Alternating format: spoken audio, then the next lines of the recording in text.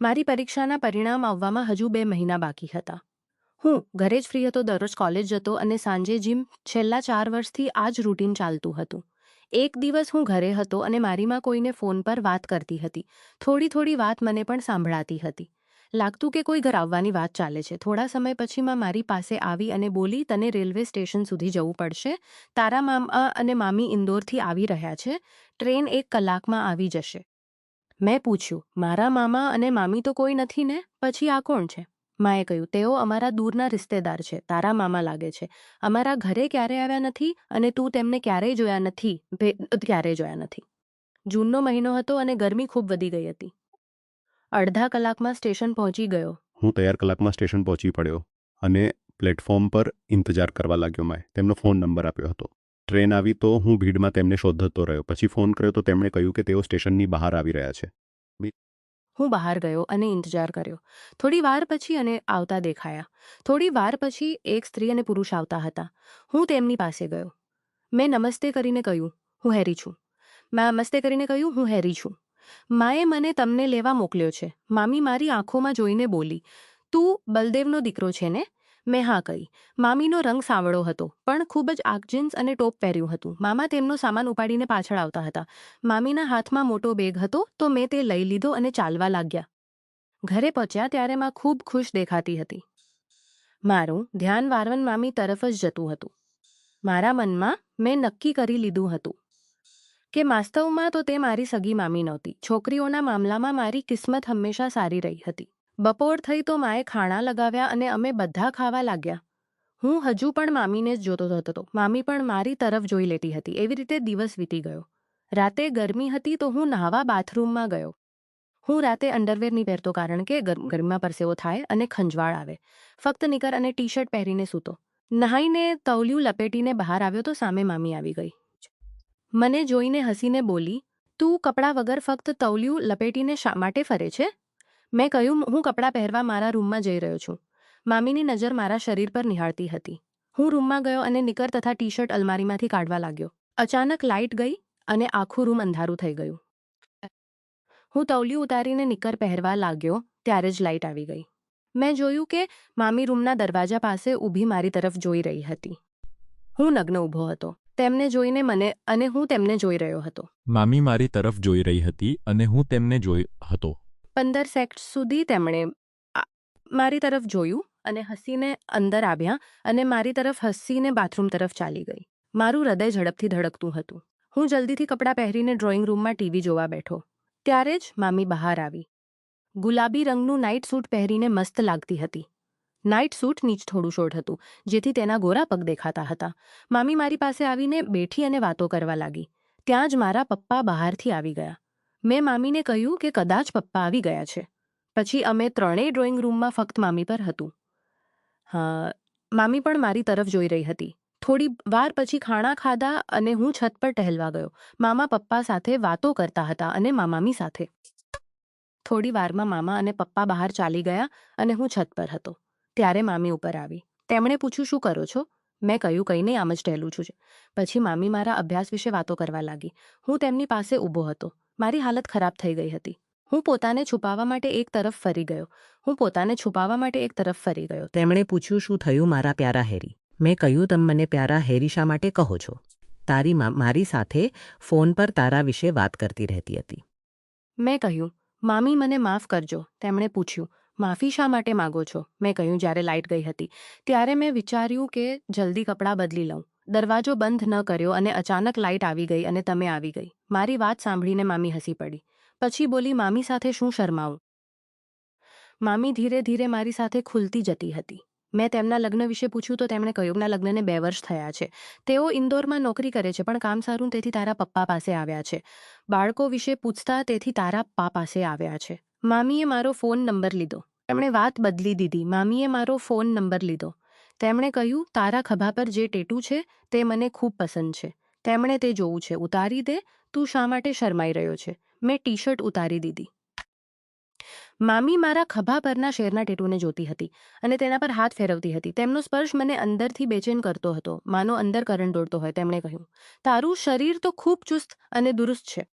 તું જીમ જાય છે શું? મેં કહ્યું, હા. તેમણે કહ્યું, તારું ટેટુ ખૂબ સુંદર છે.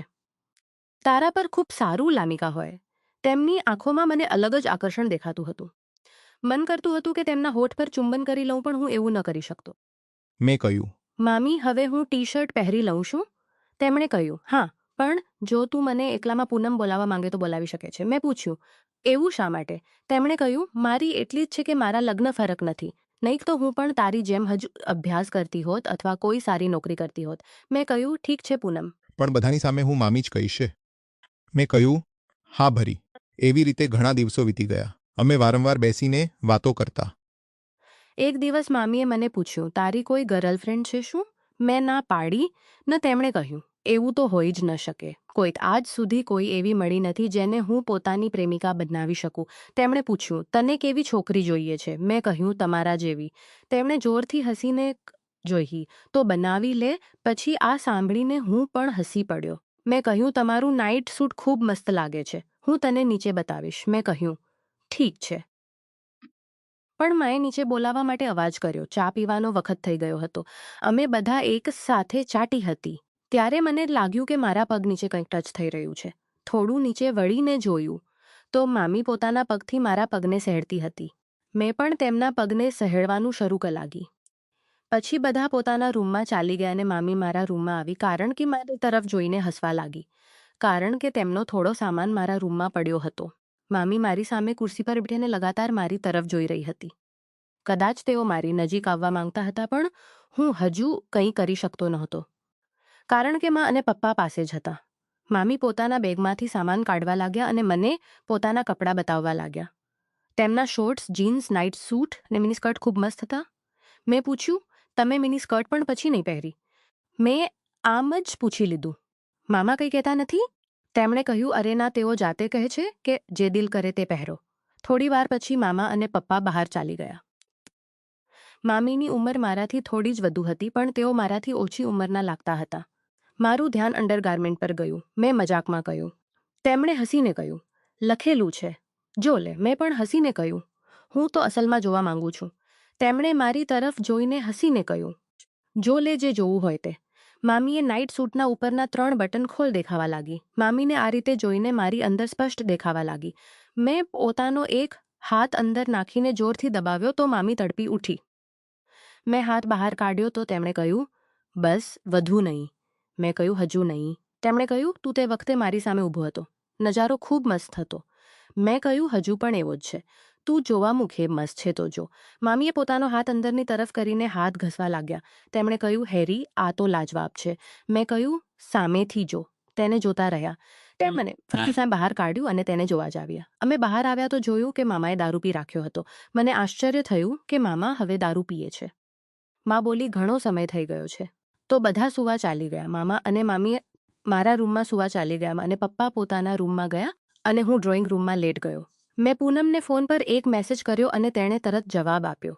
મેં કહ્યું, જ્યારે મામા સૂઈ જાય ત્યારે મારી પાસે ડ્રોઈંગ રૂમમાં આવી જજો. તેણે માની લીધું.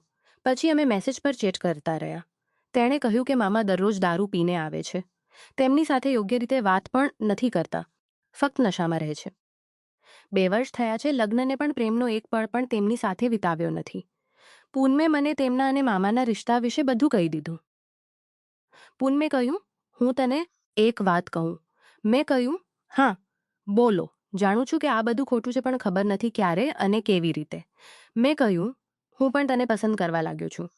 તારા મામાએ આજ સુધી મને ક્યારે પ્રેમ નથી કર્યો. તેઓ ફક્ત દારૂના નશામાં ચૂર રહે છે. મેં કહ્યું, કોઈ વાત નહીં, હું તને ભરપૂર પ્રેમ કરીશ. પણ તું જાણે છે કે અમારું શું રિશ્તો છે? પૂનમે કહ્યું, હા, કોઈને કંઈ ખબર ન પડે. વાત કરતાં કરતાં રાતના ઘણા વાગી ગયા હતા. પૂનમે કહ્યું, હું તારી પાસે આવી રહી છું. મેં કહ્યું, આવી જા. તેણે બહાર આવીને મા અને પપ્પાના રૂમનો દરવાજો બંધ કરી દીધો. હું તેને આવતા જ ગળે લગાડીને પ્રેમ કરવા લાગ્યો. પછી હું પૂનમને ઉપરના રૂમમાં લઈ ગયો અને અંદરથી બંધ કરી દીધો. મામીને ભરપૂર ચુંબન કરવા લાગ્યો. મામીને જાણે જરૂર ચડી ગઈ હતી. તે મચડવા લાગી. પછી હું રોકાઈ ગયો અને કહ્યું કે કોઈ ઉપર પણ આવી શકે છે. મારી સાથે નીચે જ ચાલો, અંધારામાં સામાન લઈ લેવો. તેણે માની લીધું. અમે બંને ફરીથી નીચે આવી ગયા. લાઇટ્સ બંધ હતી અને નીચે એકદમ અંધારું હતું. હું સોફા પર લેટ ગયો. મેં કપડાં એકતા અને પૂનમે સામાન લઈ લીધો. મને ખૂબ મજા આવતી હતી. ઘણીવાર સુધી તે એમ જ કરતી રહી અને તે બેસતા જ અમે એકબીજાની બાહોમાં લપેટાઈ ગયા. મેં ધીરેથી તેના કાનમાં કહ્યું, તું ખૂબ જ કમાલની છે, ખૂબ જ મખમલી. તેથી તેના કાનમાં કહ્યું, તું ખૂબ જ કમાલની છે, ખૂબ જ મખમલી. તે ફરીથી મારી સાથે લપેટાઈને ચુંબન કરતી હતી. તે મારી સાથે એવી રીતે લપેટાઈ હતી જાણે પહેલાથી જ મને ઓળખતી હોય. પૂનમનું આખું શરીર કોઈ ભઠ્ઠીની જેમ બળતું હતું. અમે બનપરસેવાથી નહાઈ ચૂક્યા હતા. પછી મેં પૂનમને પોતાના ગળે લગાડી લીધી. મેં તેને કાલ માટે ટાળી દીધી. તે જવા નહોતી માંગતી, મારી સાથે જ રહેવા માંગતી હતી, પણ મેં તેને રૂમમાં મોકલી દીધી. થોડી વાર પછી હું સૂઈ ગયો. સવારે ઉઠ્યો તો પૂનમ ફરીથી મારા માટે ચા લઈને આવી અને બોલી, ઉઠો મારા હેરી. મેં પૂછ્યું, કાલની રાત કેવી રહી? તેણે કહ્યું, ખૂબ મજા આવી. મેં કહ્યું, આજની રાત વધારે મજા આવનારી છે. પૂનમ મારી મા સાથે રસોઈમાં કામ કરવા ચાલી ગઈ અને હું નાવા ચાલ્યો ગયો. નાસ્તો કર્યા પછી પપ્પા અને મામા કોઈ કામે બહાર ચાલી ગયા અને બોલી ગયા કે તેઓ સાંજ સુધી જ આવશે. ઘર માને પૂછ્યું. મને થોડો સામાન જ રહી ગયા હતા. પૂનમે માને પૂછ્યું, મને થોડો મારી સાથે લઈ જાઓ? માએ હા કરી દીધું. અમે બપોરના સમયે ઘરથી નીકળી ગયા. પૂનમે ટાઇટ જીન્સ પહેરી હતી અને ડીપ નેકનું ટોપ પહેર્યું હતું. મેં પૂનમને પૂછ્યું, તને શું લેવાનું છે? તેણે કહ્યું, મને તારી સાથે બસ દિવસ વિતાવો હતો તો સામાનનું બહાનું કર્યું. ચલો પછી ક્યાંક ફરવા ચાલીએ. હું ગાડીને ઘરથી ઘણું દૂર કાચા રસ્તા પર લઈ ગયો. ગાડી રોકી દીધી અને પૂનમ સાથે વાતો કરવા લાગ્યો. મેં તેને રાતવાળું કામ કરવા કહ્યું તો તેણે તરત જ કામ શરૂ કરી દીધું. પૂનમ મજાથી કામ કરવા લાગી અને હું આનંદમાં ખોવાઈ ગયો. તેના હોઠમાં જાદુ હતો. રાતે પણ જ્યારે તે મારું કામ કરતી હતી કે 5 મિનિટમાં જ મને સુકૂન મળી ગયો હતો. હું મોટી મુશ્કેલીથી પોતાને કંટ્રોલ કરી રહ્યો હતો. પૂનમ પોતાનું કામ કરવામાં લાગી હતી અને મારા મોંમાંથી અવાજ નીકળવા લાગ્યો હતો. હું પૂરો મજા લઈ રહ્યો હતો. પછી મેં વિચાર્યું કે મારો મજા જલ્દી ખતમ થઈ જશે. પછી હું પૂનમ સાથે રમવાનું શરૂ કર્યું. મેં પોતાના હાથનો જાદુ તેના ખભા નીચે બતાવ્યો અને તેણે પોતાનો જાદુ મોંથી બતાવ્યો. તેની લાલચી જીભ તો કમાલની હતી. ઘણીવાર સુધી અમે ત્યાં જ રહ્યા. પછી મેં તેને ઉપર ઉઠાવી લીધી. તે પાગલ થઈ ગઈ હતી. મેં તેને કહ્યું, ચલો ક્યાંક ચાલીએ જ્યાં જઈને હું તારી સાથે આ કામને અંજામ આપીશ. પછી મેં પોતાના એક મિત્રને ફોન કર્યો અને તેણે માની લીધું. હું પૂનમને મિત્રના સુધી ઘરથી બહાર મોકલી દીધો. મિત્ર ચાલી ગયો. મેં રૂમને અંદરથી બહાર મોકલી દીધો. મિત્ર ચાલી ગયો. અમે અંદરથી બંધ કરી દીધો અને પૂનમને પોતાની બાહોમાં ભરી લીધી. અમે બંને આઝાદ હતા દરેક વસ્તુથી. પૂનમે પોતાનું કમાલ બતાવવાનું શરૂ કર્યું. આ પર મેં પણ તેને તેની જેમ ખુશ કરવાનો પ્રયાસ કર્યો. અમે અમારું અસલી કામ શરૂ કર્યું. તે દર્દથી તડપતી હતી.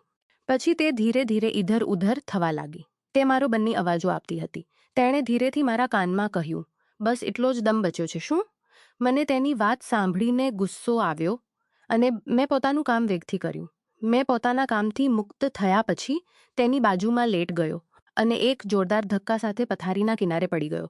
હું ખૂબ જોરથી હસ્યો. મારી સાથે જ પૂનમ પણ હસવા લાગી. પૂનમ ઊભી થઈ અને મને ચુંબન કરતી રહી અને મારી મસ્તી ખૂબ ખુશ હતી.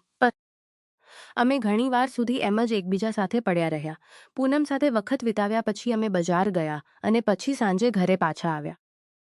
ઘર પર રાતે જ્યારે પપ્પા અને મામા આવ્યા ત્યારે તેમણે કહ્યું કે મામાને પપ્પાએ પોતાની ઓફિસમાં નોકરી આપી છે અને હવે તેઓ અમારી સાથેનું ઘર છોડીને ત્યાં રહેવા જશે. મને તો આનંદ થયો. બીજી તરફ પૂનમ ખુશ રહેવા લાગી હતી. મને દરરોજ માટે પૂનમ મળી ગઈ હતી. વર્ષો વીતી ગયા. મને ખૂબ સારી નોકરી મળી અને લગ્ન પણ થઈ ગયા. પણ પૂનમ સાથેની તે ગુપ્ત મુલાકાતો અને યાદો હજી મેં સમજી લીધું કે આ રીતે ચાલુ રાખવું યોગ્ય નથી. મામા અને મામી પોતાના જીવનમાં સ્થિર થઈ ગયા હતા. હું મારી નવી જિંદગીમાં વ્યસ્ત થઈ ગયો. ક્યારેક ક્યારેક જૂની યાદો આવતી પણ હું જાણતો હતો કે સાચા સંબંધોમાં પ્રતિબદ્ધતા અને વિશ્વાસ જ જીવનને અર્થપૂર્ણ બનાવે છે. તે ગુપ્ત મસ્તીઓએ ક્ષણિક આનંદ આપ્યો પણ સાથે જ મનમાં એક ભાર પણ રાખ્યો. આજે હું સમજું છું કે જીવનમાં આવા લાલચોને વશ થવાથી સંબંધોમાં તિરાડ પડી શકે છે અને સાચું સુખ તો પારદર્શક અને વફાદાર સંબંધોમાં જ હોય છે.